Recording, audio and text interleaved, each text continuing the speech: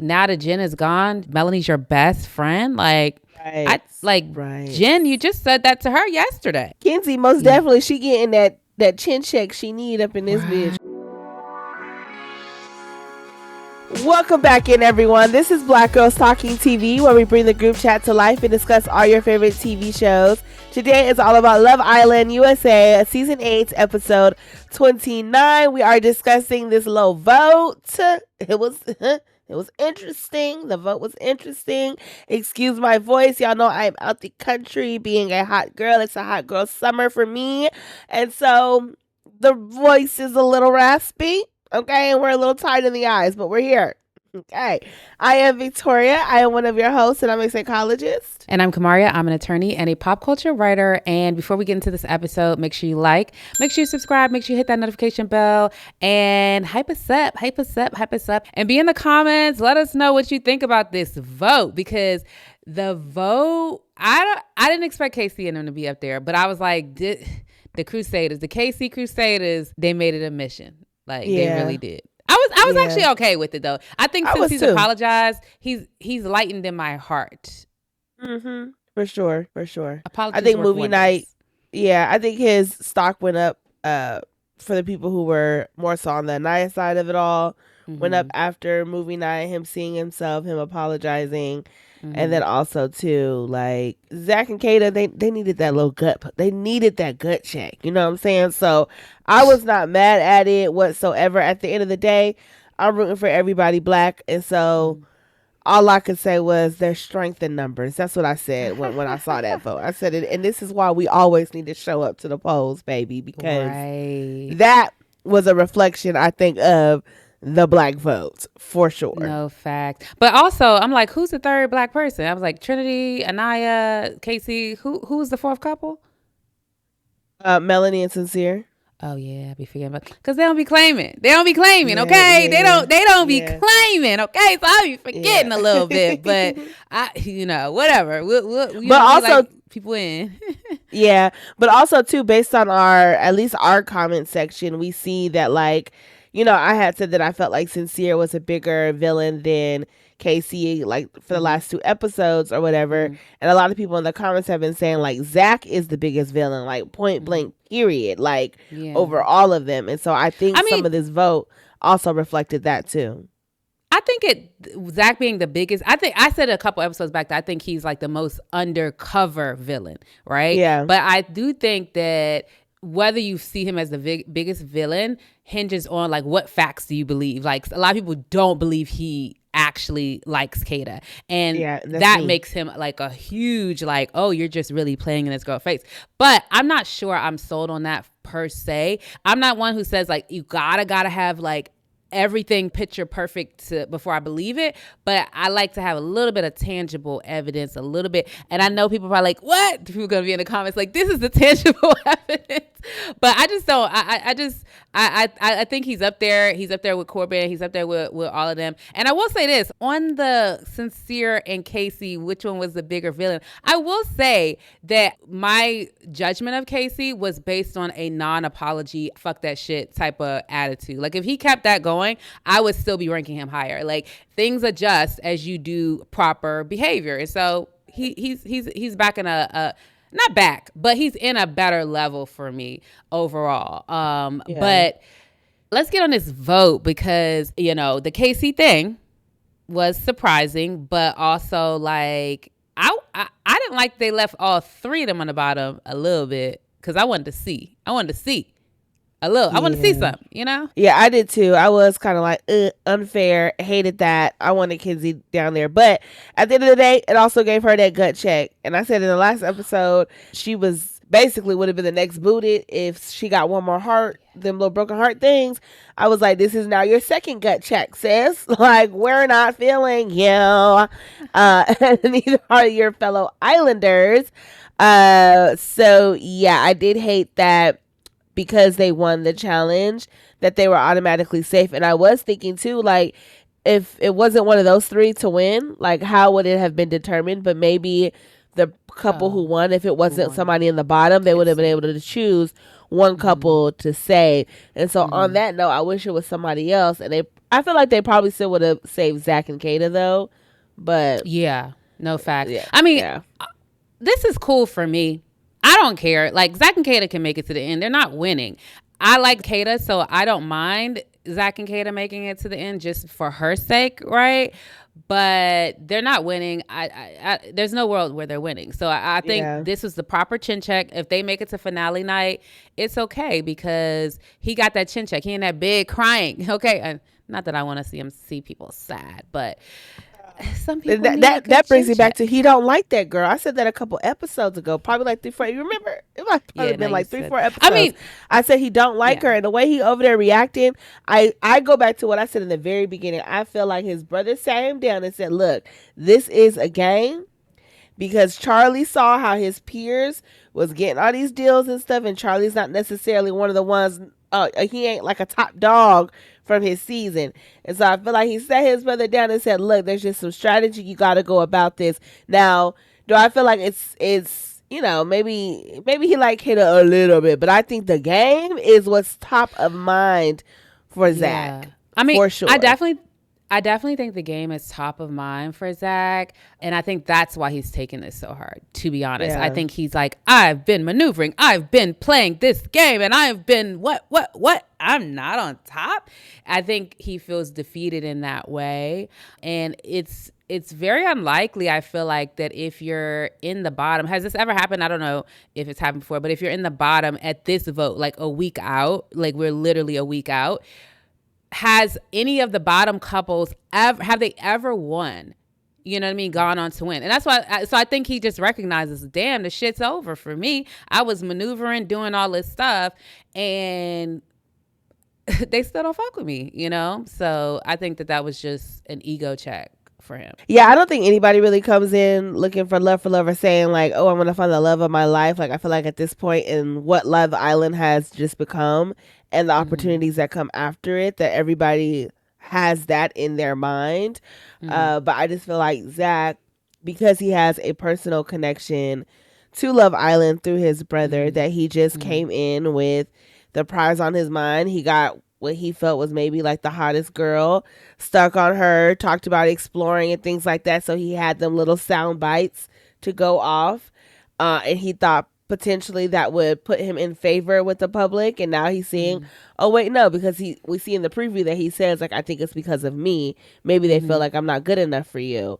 And I mean, even how he reacted to like, you know, like having sex and stuff. I don't know. I don't feel like he liked that girl for real, to be honest. Yeah, I thought he did in the beginning. I don't know where I stand now, but better things to put my mind towards than figuring that out. But I expected Kenzie to be on the bottom. I definitely expected, like, I think we all know that Parmida and Corbin were the vote on the bottom. Like, you know. And interestingly, we had a few comments that said Corbin's stock was rising after he called out Sincere and Melanie. But I was like, I don't know. Yeah, I was in my mind, I'm thinking, I don't know if that's enough to pull him over the edge. Now, it was interesting in this episode, they talked more about what he meant when he said he felt backstabbed. And he said, you know, you were telling me it was one thing and clearly it was another, and I was going to bat for you. And so that was a little interesting. I'm not really sure where that lands for me with him as a person. I do understand that, like, we get a very edited version of people, but at the same time, the edit is still you. You know, and so you are who you are. And so I was a little surprised and a little like, I don't want to say I feel like I prejudged Corbin, because I don't think it's that at all. But I guess I was just surprised to hear him say that, like, just in general, like, or to hold a man accountable in any fashion. I feel like he's faking about how they've been moving. Yeah, I feel like he's faking. I feel like Trinity called him out and said, why do we have to say this? And somebody else said it too. I think the next movie night, they said it twice. They were like, why aren't y'all holding each other accountable? And I feel like he's just like, oh, yeah, no, that would be a good look. I don't think he's being genuine at all. I think he just knows that, like I don't think he ever would have said that. Like, even if Casey did the same thing, I don't think he would have done that to Casey, because I think he has a little bit more respect for him. And I feel like Sincere gives, at least man to man, that you could punk him a little bit, just a little bit. You know what I'm saying? And so I think he knew he could smooth that shit over with Sincere. And so I don't personally think he's being genuine when he calls it out. I think he just realized, oh, the ladies said, like, Corbin does, I think, things for show and things for like the path of least resistance. And it's like, oh, to get the most gain. And it's like, oh, I could look like a good guy calling you out because the ladies clearly have shown it's an issue. I just personally don't think it was genuine. But I will say that why the most disingenuous guy got to be the one to say the thing. So, I mean, I appreciate him saying it. I just think that he's not being genuine. Correct. No, I actually agree with what you're saying. And that analysis very much so could be true, that he understands, like, oh, if the ladies are saying this, Meg the Stallion came in and said something. Yeah. Parmida wants to vote for Sincere and Melanie. I could possibly smooth it over, man to man, because again, Sincere is a little bit of so I could definitely see that. I'm with you on that. I like that. But yeah, let's talk a little bit about the competition. It was very just like, I understood why we were watching it. I felt like it gave the Islanders a little bit of lighthearted energy. They just came off of a brutal past couple of days. So I feel like they needed that just to like lift their spirits and, grow their relationship with not only each other, but like within their couples.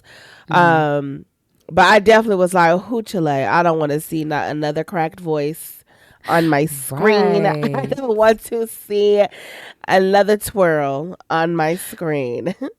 And like the first couple to go, like Parmida and Corbin, I was like, this is horrible. And I hate seeing Parmida on my screen. That's why I'm glad this girl gone. Like her voice is annoying, like the way she talks. And I know part of it's like an accent, but part of me is like, girl, I think you could do better than this. Like, I think this taller voice is not all your accent. I think it's like you're trying to, be cutesy, or you think it's cutesy. I don't know, but it gets on my nerves. I don't like it. But I think it's whiny. Yeah, it's something. It's very aggravating. But I was like, I was glad they're gone. Like, even like I feel like her beefing with Kenzie, and Kenzie had it. People was coming for Kenzie tonight, but her beefing with Kenzie a little bit, I was like, she was just trying to get her a storyline, I felt like, but little did she know the story ended tonight. But that was horrible. I was just like, I can't even watch this. And I thought everything was going to be horrible. And that's why I text you. I was like, why are they making us suffer through this shit? Like, this is horrible. But then they got better. I'm not going to lie. Casey on Forward was better. Yes. Except Zach and Kata. Yeah. Zach and Kata was terrible. I know. And I was like, ain't he supposed to be the singer? You know what I'm saying? Is it? I thought that's what Casey said, that he was a singer. That's what I thought. Like, he's a theater kid. That's what I thought. But I'm making that all up, to be honest. Not every theater kid got talent, It's just like not every football player can play, Yeah. You participated. That don't mean that you was good at it. Right. But I mean, it's karaoke at the end of the day, so it is what it is. But I appreciated the couples who at least put in some effort to make a little routine. Do they dance? Sincere and Melanie, I thought they were cute.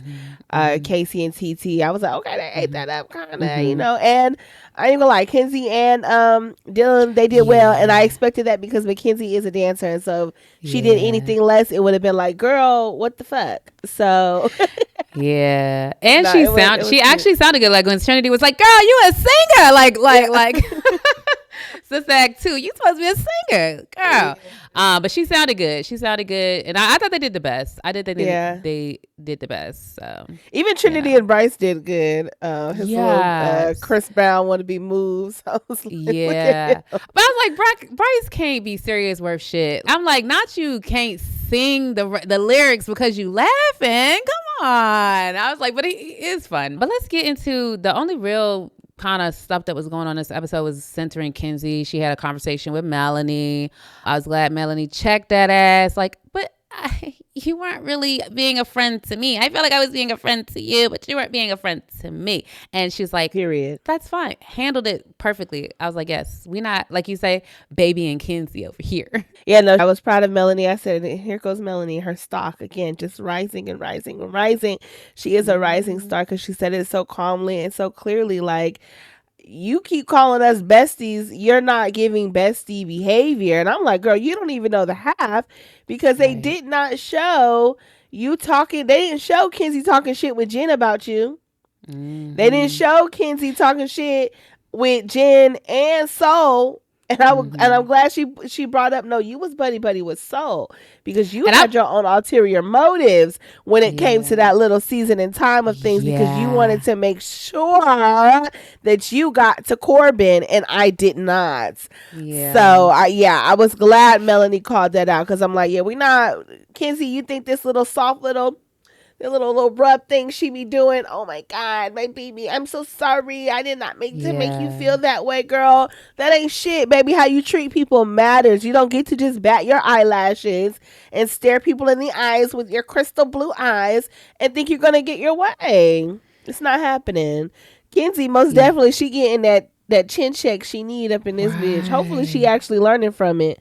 But every time she cries, it feels like she's not, and I'm just like, what? She's like, it really, really hurt me what she said. And it's like, but girl, now that Jen is gone, Melanie's your best friend. Like, Jen, you just said that to her yesterday, So what are we talking about?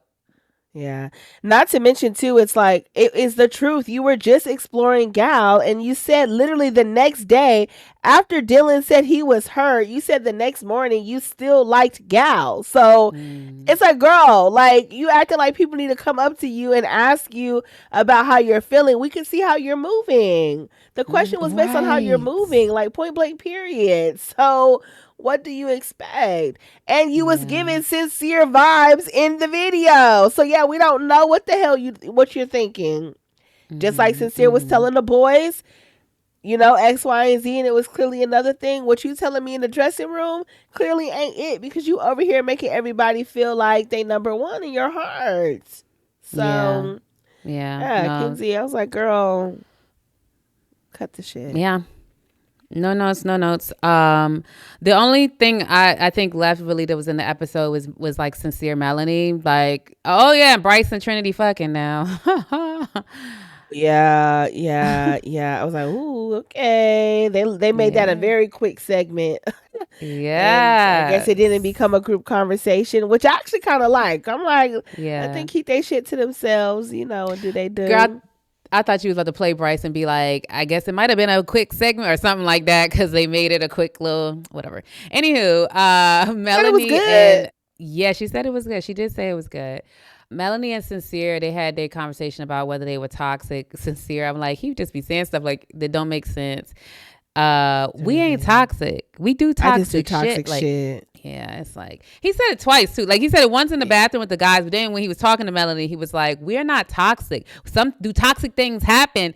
Yeah. So whatever he said, but I'm like, okay, babes, like, yeah. Sincere, I fear he is someone I would say likely has very low insights. Like, he cannot see the impact of his behaviors even now, because to even say like 2 days ago I was a different person, every day I'm a different person, and this was like a genuine learning lesson. Even Corbin smirked at that shit. Like, bitch, you gotta do some actual work. What you did was deceiving as fuck. Like, it wasn't no light shit. This wasn't no like little white lie you told because you didn't want to hurt somebody's feelings. And I mean, I guess it whatever. This ain't that. Like, it's not that. I'm like, Sincere, baby, you really don't. He don't get it. And I fear he is. If Melanie decides to stay with him, I'ma just be like, girl, you saw it coming. I definitely think she's gonna stay with him. You see all the memes on from all these businesses. The first business I saw, I was like, oh, this is a good idea.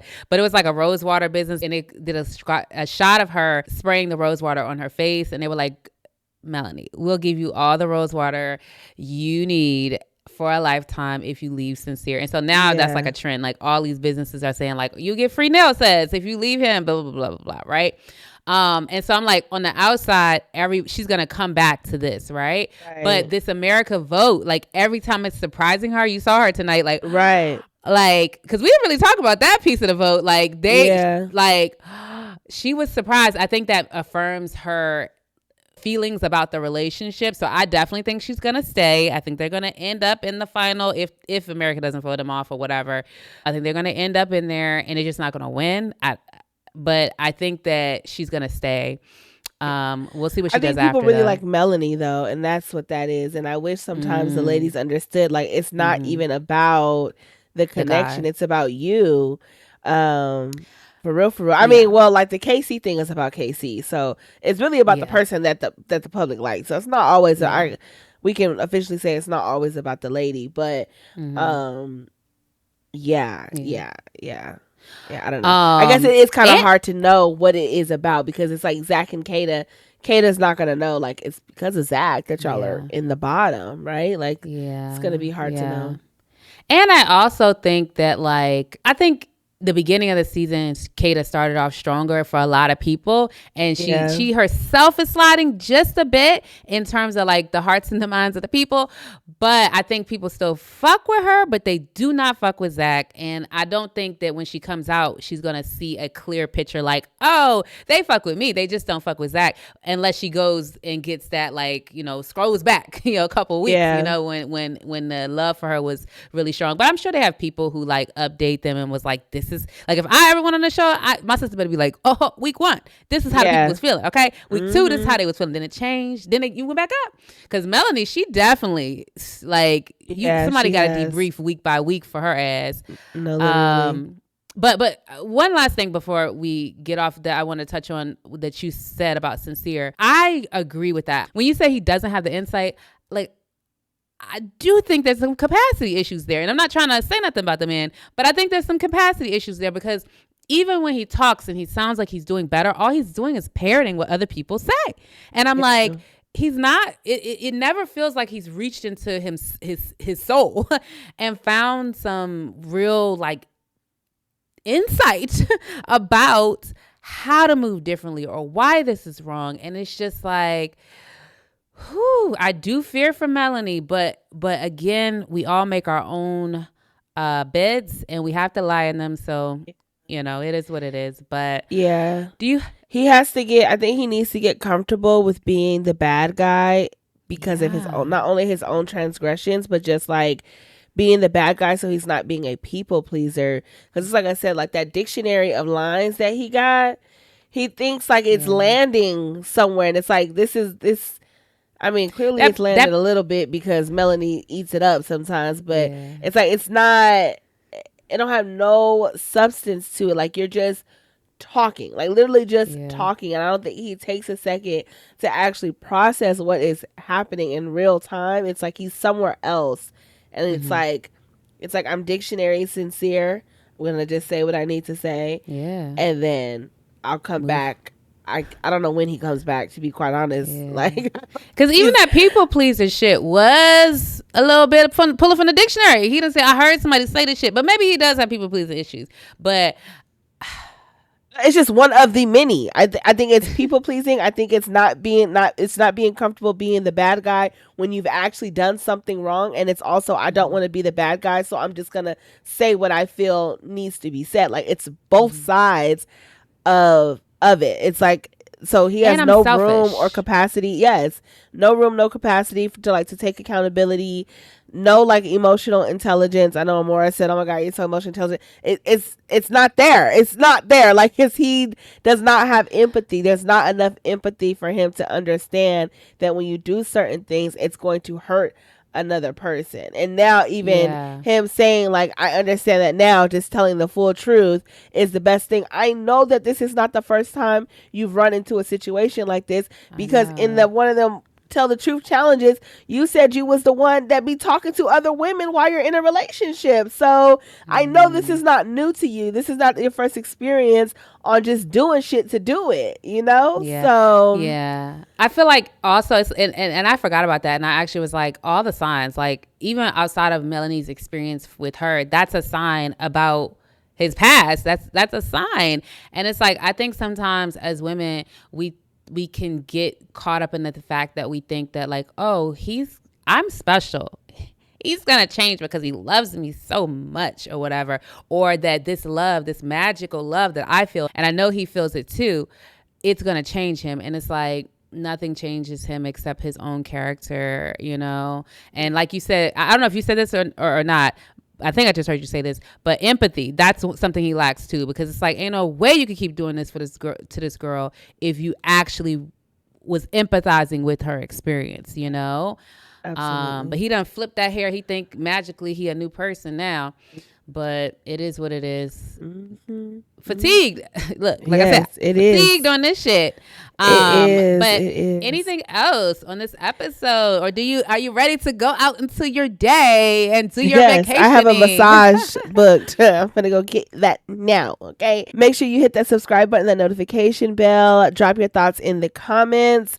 If you're on Apple or Spotify, make sure you give us a 5-star rating, and we will catch you for tomorrow's episode. Bye. Bye.